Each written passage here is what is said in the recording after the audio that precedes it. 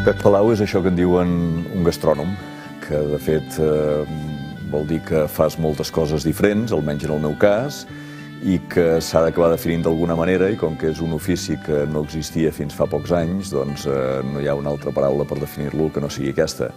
De fet, en moltes ocasions fas més d'agitador gastronòmic que de gastrònom, en d'altres fas més d'això que en diuen consultor i assessor, i en d'altres doncs fas d'organitzador o de tot terreny, que és el que acabem fent moltes vegades els que hem d'organitzar esdeveniments gastronòmics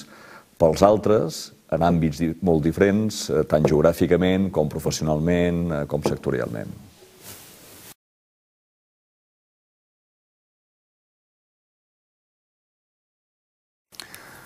Doncs efectivament estem vivint un moment històric a la cuina de casa nostra i en grandíssima part gràcies a que hi ha hagut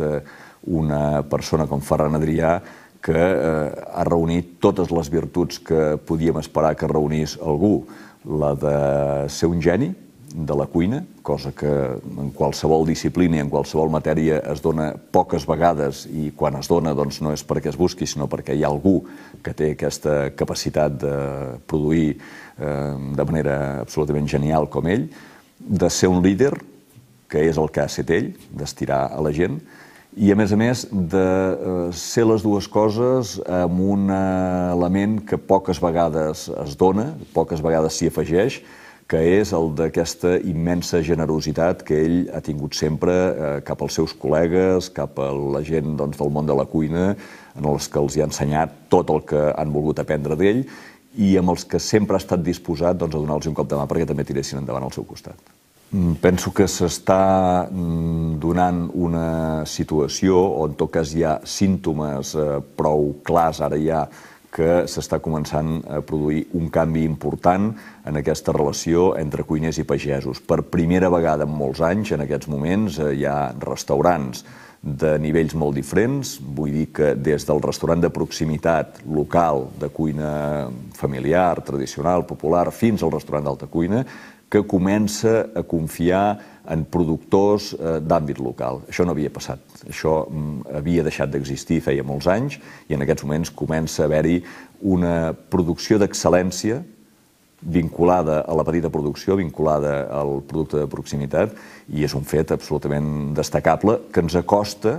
en els que realment han portat la capdavantera amb això, amb els que realment ens han ensenyat a fer les coses, que són els francesos i que porten molts anys fent-ho d'aquesta manera. La pagesia en general, com a sector, està tocada, o sigui, està molt tocada, està en hores baixes.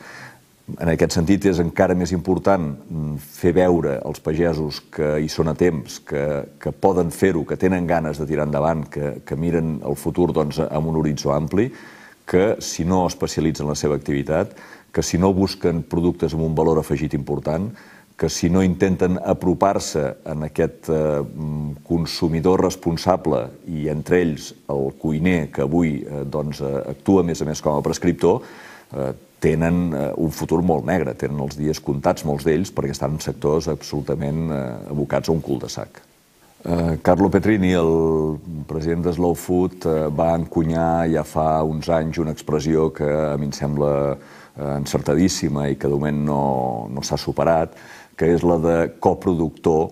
com a manera de definir l'actitud responsable, conscient del consumidor de cara a la compra de productes de proximitat, de productes amb un valor ètic molt ben definit. Penso que com més creixi aquest segment de població interessada en adquirir productes de proximitat, productes locals, productes en els productors que encara viuen en el territori i, sobretot, productes produïts de manera sostenible, respectant el medi ambient, respectant les bones pràctiques relacionades amb l'agricultura, respectant la terra i primant el que avui és un valor ja sine qua non a la nostra societat, que és la salut, crec que anem pel bon camí. Si no fem les coses d'aquesta manera, doncs ens podem trobar, com estàvem començant-nos a trobar, que tenim un gegant amb els peus de fang. Tenim el millor país en gastronomia, el país que en aquests moments marca el ritme, la pauta i el model de l'alta cuina al món, i en canvi un país que després a la base té molt poca cosa per oferir i en aquest sentit un cop passi aquest boom de l'alta cuina ens podem trobar que ens clavem una pinya considerable. Hi ha interès pel producte ecològic i a la vegada molta ignorància, és a dir, jo penso que falta molta informació, falta fer molta pedagogia, falta que la gent pugi el seu nivell cultural respecte al que signifiquen els productes ecològics, perquè és una miqueta una relació de voler i no poder. És a dir, els productes ecològics estan ben vistos perquè qui els consumeix està convençut que aporten beneficis per la salut, que és per lo primer que es mira l'alimentació de cada dia. Ja no es té tant en compte els beneficis que aporten pel desenvolupament del territori, aquí ja hi ha d'haver-hi més consciència, i en tot cas, quan s'arriba a àmbits col·lectius, com és el dels menjadors escolars, doncs aleshores apareix el gran fantasma dels productes ecològics, que és el factor preu. Qui ha tirat endavant iniciatives de menjadors ecològics ha demostrat que, sense sortir-se dels paràmetres de preu que marca el Departament d'Ensenyament, doncs és possible fer cuina ecològica a les escoles. És a dir, que moltes vegades la recança és més de tipus cultural, és més perquè hi ha fantasmes, diguem-ne, que circulen sense que la gent se'ls plantegi si són reals o si són només imaginaris, que quan t'hi poses demostres que es pot fer una cuina saludable, una cuina bona, una cuina que tingui en compte també els elements estacionals i els productors de proximitat, i això sense necessitat de gastar més del que marca el pressupost que es dona a les escoles per menjar. Bé, és engrescador veure com, tot i que ens costa molt en els catalans importar maneres de fer que comporten idees i que comporten maneres d'associar-se que potser amb la nostra idiosincràsia no ens acaben d'encaixar. Dic que és engrescador veure que tot i així Slow Food també va tenint de mica en mica una implantació a Catalunya, també es va estenent, cada vegada hi ha més consumidors que veuen en Slow Food una filosofia que s'ha de seguir, que s'ha de respectar i també, sobretot, i penso que això és el que realment compta i és el que persegueix Slow Food, que hi ha cuiners i que hi ha pagesos que se sumen al moviment i que, en definitiva, aporten a Slow Food allò que millor es pot aportar a Slow Food, que són bones pràctiques relacionades amb la producció sostenible i amb el consum sostenible que defineixen amb aquesta estratègia del quilòmetre zero. Parlant de pedagogia, potser el que s'hauria de fer molta pedagogia en aquest nostre país és sobre l'autoestima. I la tenim encara baixa, sembla que ens va pujant, sembla que en anem agafant, però ens costa encara molt creure que som molt bons amb les coses que fem, i que hi ha coses que les fem molt bé i que hi ha coses que en sabem molt. Llavors, la cuina catalana no només existeix, sinó que pot presumir d'estar a l'alçada de les grans cuines amb una història, amb un corpus culinari, amb uns receptaris que indiquen que realment tenim una cuina igual que tenim una llengua, però això ens costa de creure i llavors ens costa molt valorar aquells plats que formen part de la nostra cuina. Efectivament, si els restauradors hi creguessin, doncs estaria molt bé que hi hagués un distintiu de cuina catalana, però que no tornem a crear un distintiu que serveixi pel cafè per tothom, és a dir, que tornem a estar en el mateix. Si creem un distintiu hem de saber també que hi han d'haver-hi uns elements que permetin controlar l'aplicació d'aquest distintiu i una autoexigència per part dels que s'apliquin aquest distintiu en el sentit de realment no donar gat per llebre. Justament entre les funcions que es podria demanar a l'administració, aquestes de l'excel·lència que parlaven respecte als productes, podria haver-hi o hi hauria d'haver una aplicació en aquest prioritzar els mercats d'alta qualitat. És a dir, un dels desastres que hi ha hagut en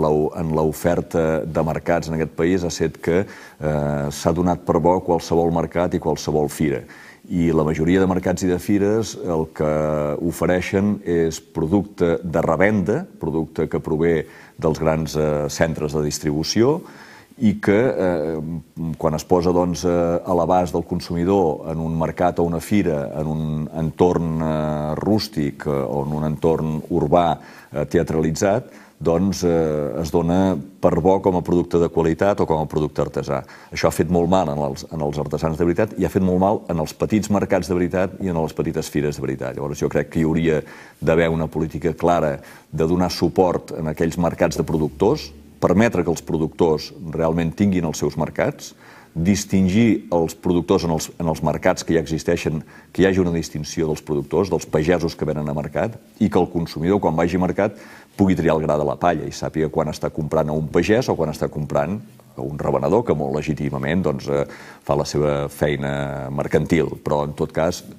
separar molt bé una activitat de l'altra. Doncs pensar que hi ha molta feina a fer, que una vegada més insisteixo que no perquè tinguem el país amb la millor cuina del món o amb els millors cuiners del món i més famosos, doncs vulgui dir que tinguem el país més ben articulat, i per fer una ruta gastronòmica es necessita que hi juguin moltes parts, molts sectors dintre d'un sector, i sobretot no creure que perquè tenim un bon producte, un bon formatge, una bona patata, ja tenim una ruta gastronòmica, o perquè tenim bons cuiners tenim una ruta gastronòmica. No, perquè hi hagi una ruta gastronòmica hem de ser capaços de convertir aquests recursos, que són el que produeix patates o el que fa una bona cuina, en productes turístics. Si no som capaços de convertir-los en productes turístics, d'articular una oferta, de situar-la en el mercat, doncs no farem rutes gastronòmiques, en tot cas només les aguantarà el paper i prou. El fòrum, quan nosaltres vàrem començar a organitzar-lo l'any 1999, doncs era una experiència molt arriscada, no existia, estàvem creant un producte nou, no s'havien fet encara congressos de cuina i sobretot ningú s'havia atrevit a posar en funcionament un model que tenia una complexitat considerable, perquè és un model que tenia una part d'activitat firal, per tant tenia expositors com tenen les fires, tenia una part d'activitat congressual, s'havia de pensar totes les activitats pròpies d'un congrés, però a més hi havia una part, diguem-ne, de posada en escena, de performance, de show, que volia dir que hi havia d'haver-hi una professionalitat en quant a la producció d'aquest esdeveniment que no era fàcil, i no era fàcil perquè no hi havia ningú. A partir del 99 varen començar a sorgir amb el boom de la gastronomia esdeveniments que es varen inspirar en el fòrum i varen agafar el nostre model, de vegades copiant-lo, de vegades imitant-lo,